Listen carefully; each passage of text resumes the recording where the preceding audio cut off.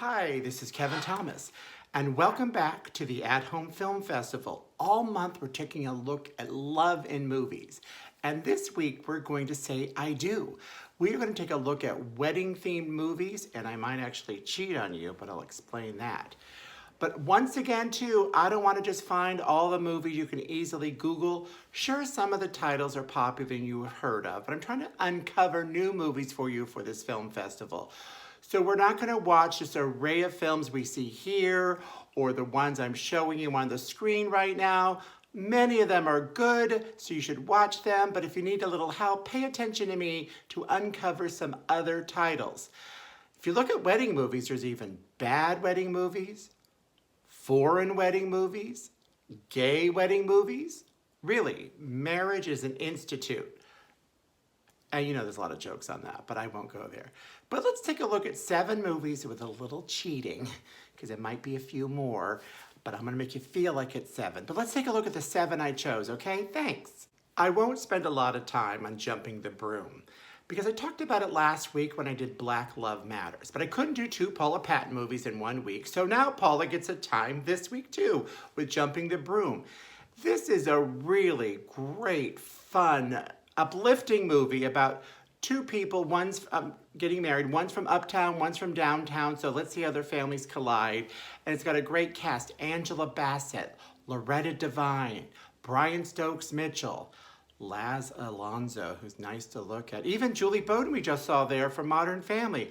It's a really, really good movie. You could catch this on Hulu and Netflix for free. So why don't you watch it and we'll see, oh, I love that woman, Tasha Smith. She's usually, you know, the bitch that you want as a friend.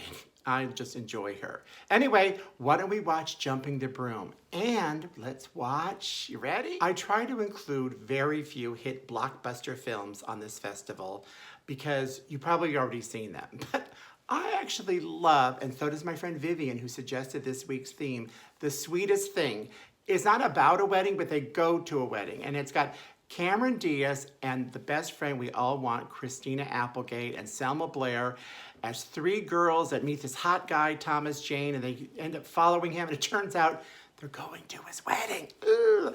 It also has for the ride Jason Bateman, who's always really funny. And this isn't just your sweet chick flick, it's a little raunchy, so this kind of represents all the raunchy movies that I could have had for weddings. There's even an unrated version with a penis song in it. And this movie made some money, but it cost $50 million. It only made $68 million, but that's okay because you now could watch it. If you're a subscriber to Stars, it's absolutely free, or you could rent it just for a few dollars on many of your devices. I would rent the unrated version.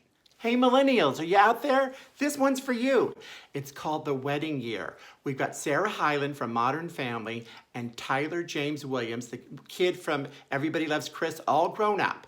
Anyway, they are invited to a ton of weddings, so they have to narrow the field down. While their relationship is still under development, they learn a lot about each other at these weddings they go to in a year. Sometimes they go to a cocktail party, sometimes they go to the rehearsal dinner, sometimes they go to the wedding itself, but it's very fun with a great supporting cast of Wanda Sykes, Kristen Johnson, Patrick Warburton, and David Keith. And it's free on Prime! Yeah!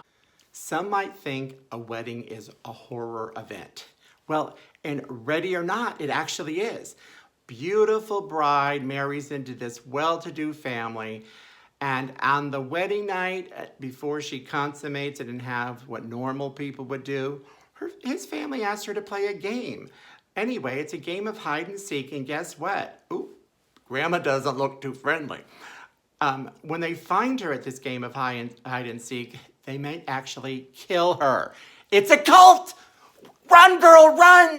Anyway, it's very fun. It takes place in one evening. You could see it for free on Cinemax or just for a few dollars on Prime, but it's really an overlooked film. And I'm not just saying that. It won an award for being most overlooked film. Hi.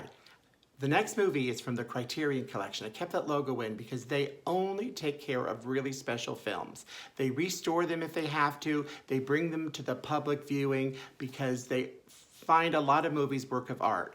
So Monsoon Wedding, part of their Criterion collection from director Mira Nair, is a really terrific movie. It actually makes me want to go to an Indian wedding because it's so lavish and lush. Everything is so beautiful. It seems perfect. That's what happens in Monsoon Weddings. It's a beautiful, perfect, many-day event. But then something from the past creeps in and starts to spoil the wedding, which I won't spoil it.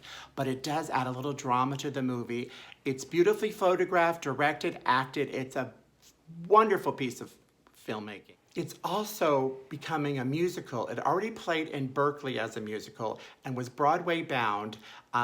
Things take a little longer sometimes to get to Broadway, and the pandemic doesn't help. But until this is on the stage for you to see, why don't you spend a few dollars and watch this terrific movie on Amazon?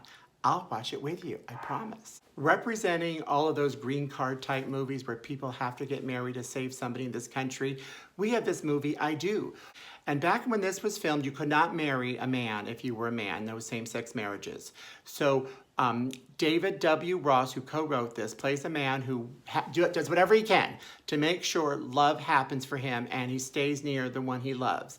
That also involves him having to lie to the government with the help of Jamie Lynn Sigler from The Sopranos and Alicia Witt.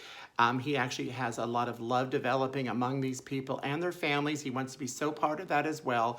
This movie is really terrific. Might bring a tear to your eye, but at the end of the day, it will be happy tears.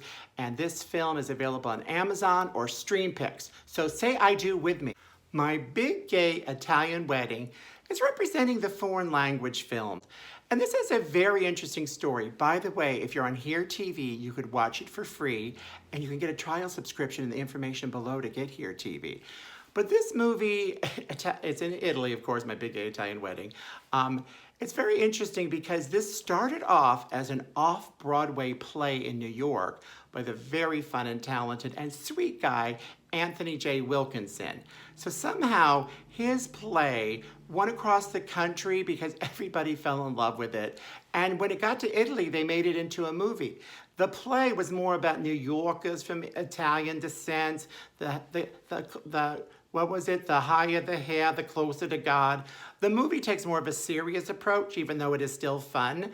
But it's about a couple that goes home to Italy. They need to make their family accept their marriage. That involves sometimes people dressing in drag to act like their parents. It's more serious than the play, but I still really enjoyed it. And there's a big, fun musical number at the end, and who wouldn't like that? So that's our 7 movies, but I have some runners-up. So if you're still with me, let's take a look at those, okay? On our runners-up list includes Noah's Ark, Jumping the Broom. I talked about this last week. I actually talked about it earlier, so I didn't want to give this too much attention, but it is about a wedding. And Jumping the Broom is in this title as well as the other one, because that's an African-American tradition where after you get married, you literally jump over a broom. Very fun movie, very hard to find. In fact, the only place I found it, not even for pay unless you buy the DVD, is on YouTube. If you go to the page of Precious Johnson, she has a whole movie uploaded. Thank you, Precious. Anyway, other movies that just didn't make the cut quite include, we have A Simple Wedding with an Iranian family that dead set to get their daughter married to an Iranian guy, but she's not into it. She meets some super white American who's actually bisexual, so that adds a little fun to their trying to get their parents on board with this. But it's a very fun movie. It's on many streaming devices like Tubi. You could totally watch it. And I put it on my list not only because it was fun and I enjoyed it, but I like the supporting characters played by Rita Wilson. She has her own little love story going on, so that made it quite enjoyable as well.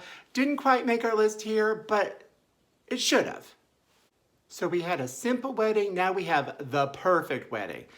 This was cut because I had to cut movies out. I can't talk to you all day. You won't stay with me. This was only cut because it takes place during Christmas. So I thought, hey, put it in your mind and remember next year I could do an episode including Christmas movies, and A Perfect Wedding is on Prime for free. A perfect wedding themed movie is Bride and Prejudice. The only reason this isn't on my list this time is I have talked about this 2 other times on my show. If you're putting together a list of movies to watch about weddings, you definitely need Bride and Prejudice. Not Pride and Prejudice, you could watch that too, but Bride and Prejudice. Thanks. Our last runner-up film is A New York Christmas Wedding. The only reason it's not officially on this list is I did it during Christmas movies, so I don't need to do it again. But it's a really terrific tale about a woman who's not living her true life or her true self. Something happens to her that transports her to find out, oh my God, she's a lesbian. Yay! And so she finds her true calling in her new reality. Follow that? Anyway, it's a really good movie. You should check it out. And speaking of lesbians, next week is all lesbian love stories. A lot of times people think a gay man doesn't know a good lesbian love story. I just know a good story. I like quality in my equality. So if we have some good lesbian love stories for me to watch, write them down below. I will check them out. I already have a great list because I've loved so many from film festivals.